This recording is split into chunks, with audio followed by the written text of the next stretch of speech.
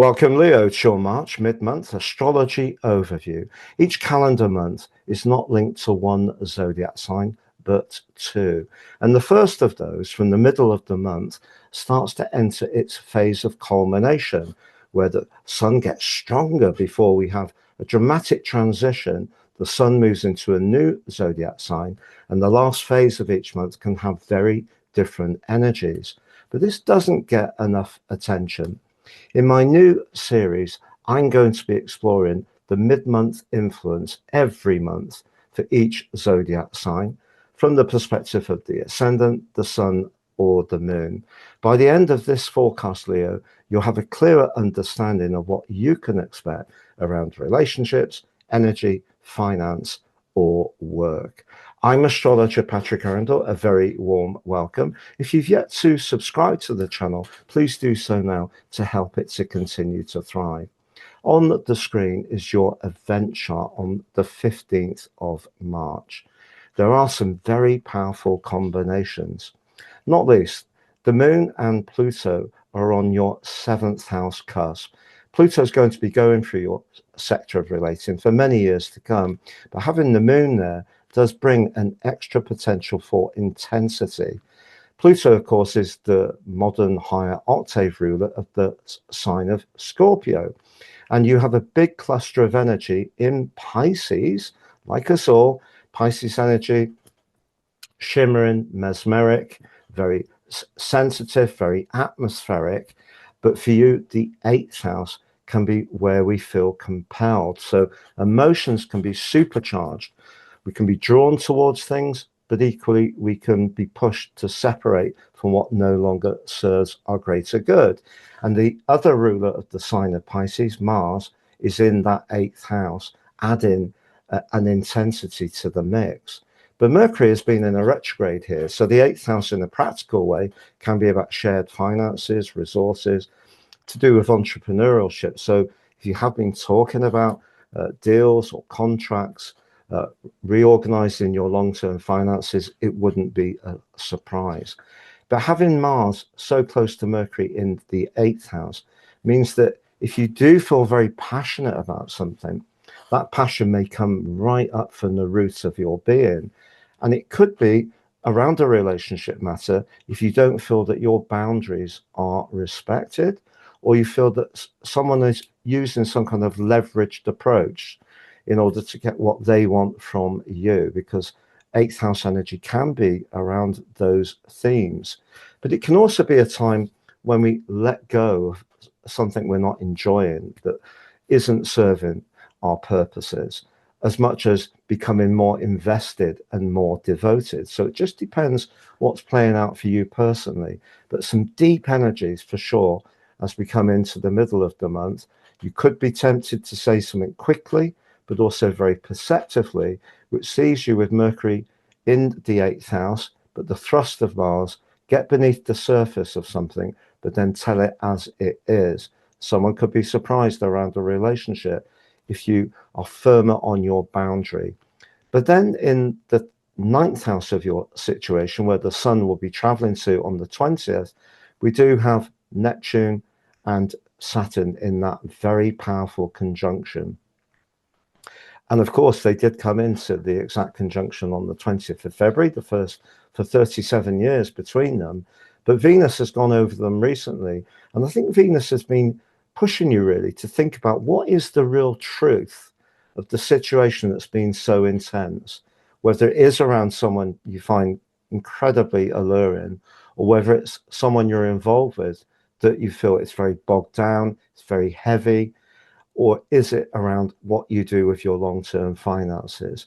So Venus has been definitely in its conjunction with Saturn, asking you to think very seriously about what your truth of the situation is.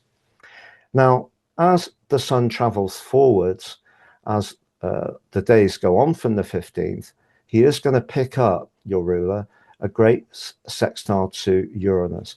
And if you are wanting to do something different with the money you do have, squeeze more from your assets, or you want to be more entrepreneurial, a fabulous opportunity presents itself before the sun moves into Aries, because we have a sextile the sun in the 8th house, which can be to do with finance raising, but it's also potentially to do with evolving your resources. And Uranus, of course, in the 10th house has been asking you over the last 7 years in general to be much more flexible in your approach to how you connect to the world, but also asking you to perhaps push back on your own innate conservatism and preference to stick with what you know. So your worldly interactions may have been a place of change, and maybe there is a need for more change, but you can drive that in a very proactive way, in a positive way, if you're open-minded, flexible, but most of all, looking at new ways of doing things. So that brings us to the 20th. The big takeout, of course, is the sun's return to Aries, a time of initiation, a time of new beginnings. It's exciting for us all, the beginning of the Western tropical astrological year. But for you, it's the 9th house. The sun is exalted in the sign of Aries, but that has a flavor, if you like, of Sagittarius energy, which, like you and Aries, fire, because fire brings passion, and passion brings daring, and the sign of Aries brings courage, and perhaps a touch of innocence to go for it with not always being sure of the absolute outcome. Because the sun does meet up with Neptune and Saturn very quickly. Neptune for the first time in 150 years in Aries, Saturn the first time for about 28. If you are talking about a financial matter that has a legal dimension, a contract, a divorce, maybe it is to do with buying or selling somewhere, then you could feel a bit limited and maybe a little bit unsure about how things will go initially. But just know that Mars is in a stunning link with Jupiter.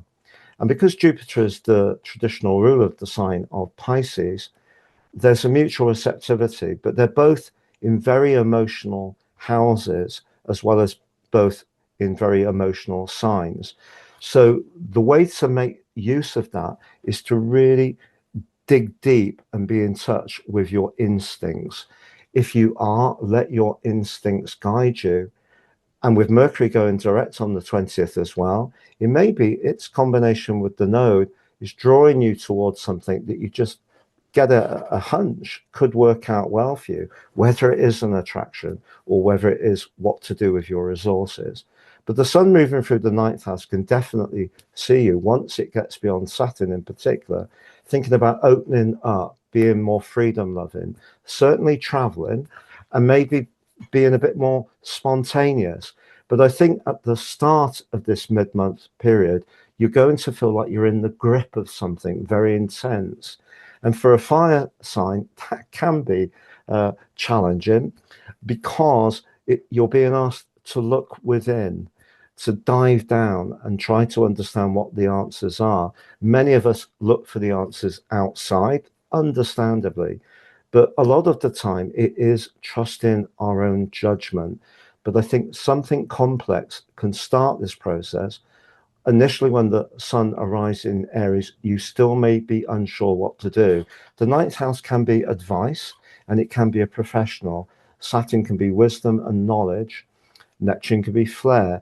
You could talk to someone who's very empathetic, a counselor, a life coach, a business advisor. Once the sun really meets with Saturn, if there is a point of principle that you're being compelled to look at, it will be something you do have to go through. But as the sun makes its way through Aries, I think a greater sense of liberation can occur for you. So I think essentially you're in a hot period of the year, and it's a period you can't really duck out of. You need to put your head into the wind and confront the challenge head on. That's what 8th house energy is like. And through that, we transform ourselves in a very constructive and positive way. So just to summarize, as far as your professional situation is concerned and the use of your resources, if you're open-minded and flexible, I think you could do really well. If you are going through something where someone else sees something differently to you, whether it is a past partner, it is a business associate, it could be a bit complex and bogged down, but Mercury going direct on the 20th is going to help. Once we get the sun past Saturn, greater clarity will come. And also Venus, the relator, as far as your love life is concerned, is in a conjunction with the moon on the vernal equinox. And for you, that is a lovely combination. And it really points towards, if there is someone on your cosmic radar who is bright and worldly, but also has the passion to help you through whatever intense moment you are emerging from or going through, that could be someone that you really feel a great connection to.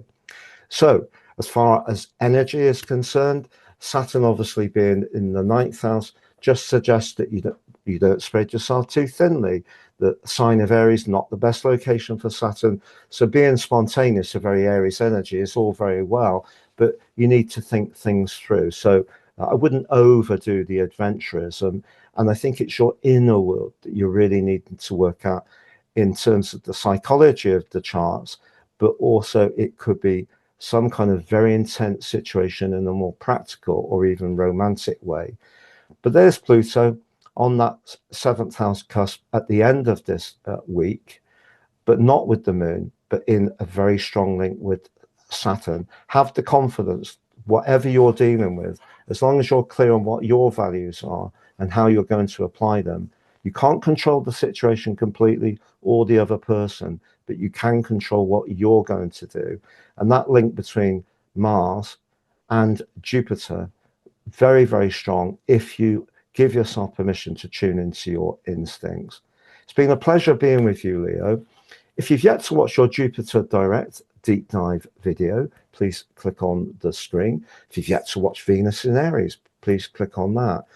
Please go to my website. You can see the link below. You can sign up for your free daily horoscope, 5 to your device each morning. I've written these for years, about 30 years, and I don't think many astrologers on YouTube write them. And it gives you an opportunity to get that celestial pit stop each morning. Also, if you'd like to work with me one-to-one, please see my testimonials below. If you'd like to order your personal horoscope reports, they're fantastic value, very accurate. They are unique for each person they're produced for, and you can still get them 50% off by applying Astro 26 at the checkout for Natal or Draco 26 for Draconic if you're interested in your soul or karmic version. Thank you.